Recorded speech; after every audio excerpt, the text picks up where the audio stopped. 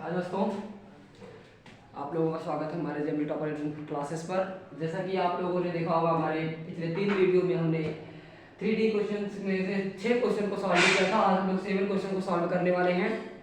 तो जैसा कि इस क्वेश्चन को लिखा गया है कि दो संख्याओं का योग 35 है और उनका अंतर 13 दिया गया है। संख्याएं ज्ञात करना है। सिंपल सा छोटा सा सवाल है। बोल क्या रहा है कि दो संख्याओं का योग, तो हमारे पास संख्या माननी पड़ेगी ना, तो हम लोग क्या कर देंगे, संख्या को मान लेते हैं। देखो, माना पहली संख्या क्या है, माना पहली संख्या बराबर x है और दूसरी संख्या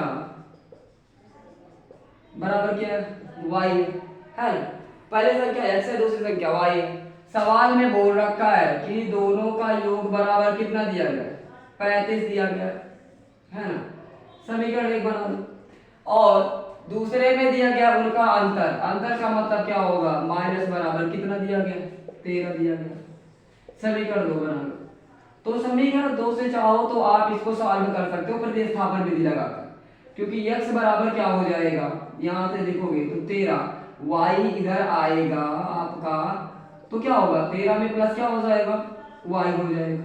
ये बन जाएगा कि x का मान निकल के आ गया, ठीक है ना। अब x का मान 13 प्लस y आ गया। अब समीकरण में हम लोग इसको असेंबल कर देंगे, है ना। तो क्या करेंगे, समीकरण 1 में x का मान रखने पर, किसका मान, x का मान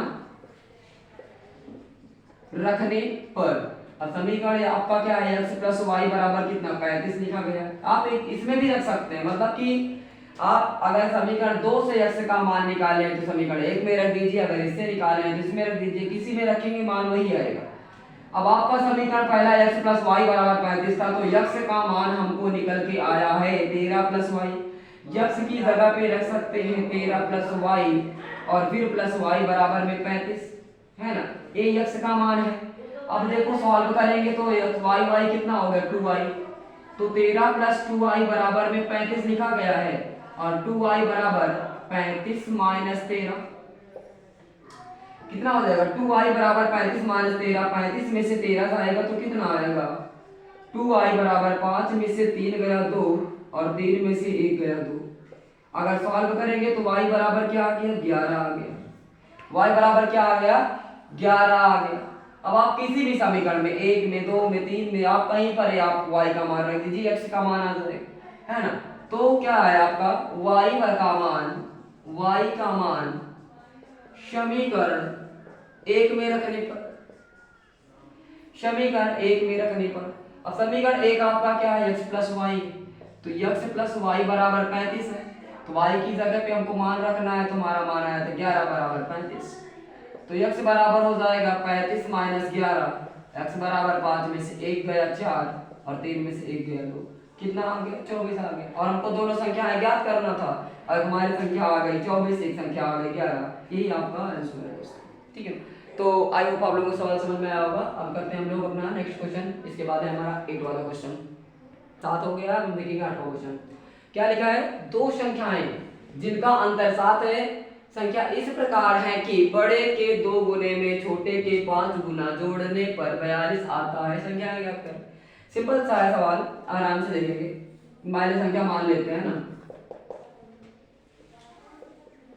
क्योंकि ध्यान से देखना एक चीज इसमें कॉमन है। दो संख्या जिनका अंतर 7 है, लेकिन यहाँ क्या बोला, देखो इस प्रकार की बड़े के 2 गुने, तो हमको छोटी बड़ी संख्या माननी पड़ेगी। तो माना बड़ी संख्या, बड़ी संख्या बराबर x है और तथा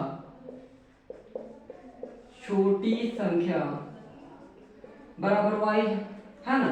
बड़ी संख्या बराबर x है, छोटी संख्या बराबर y है। तो यहां से क्या कर देंगे, x माइनस वाई, क्योंकि बड़े से में ही छोटा घटाते हैं तो बराबर कितना आ रहा है, 7 आ रहा है।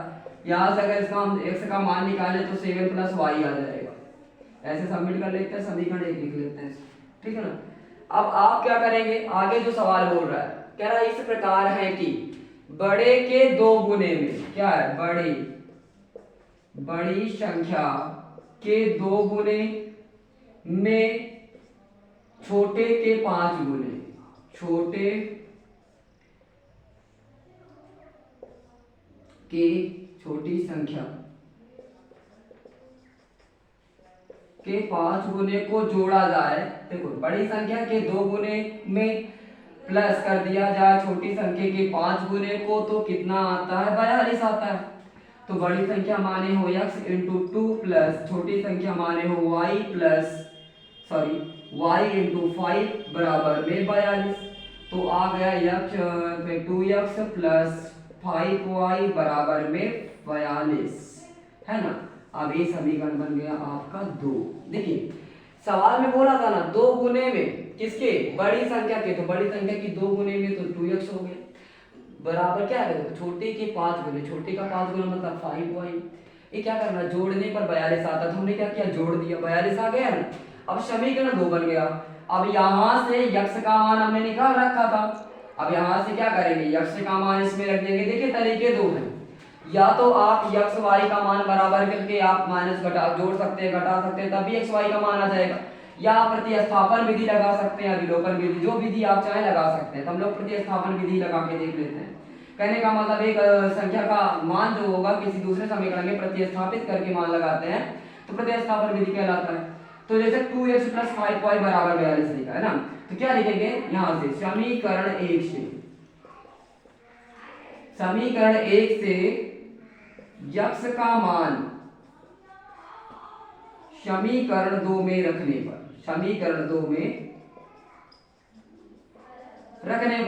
अब समीकरण 2 आपका पता ही है क्या है ना, 2x प्लस 5y बराबर 42 लिखा गया। अगर मैं यहाँ पे मान रख दूं तो x की जगह पे रखना है, तो x की जगह पे क्या है? 2 इंटू या ब्रैकेट में लिख दो 7 प्लस y, ये x का मान है भाई, और प्लस में 5y बराबर में 42 है ना। थोड़ा सा इसको बचाएगा, सवाल में कर लेते हैं। क्या लिखा? 2 इंटू में 7 प्लस y और प्लस में 5y बराबर में 42 है ना।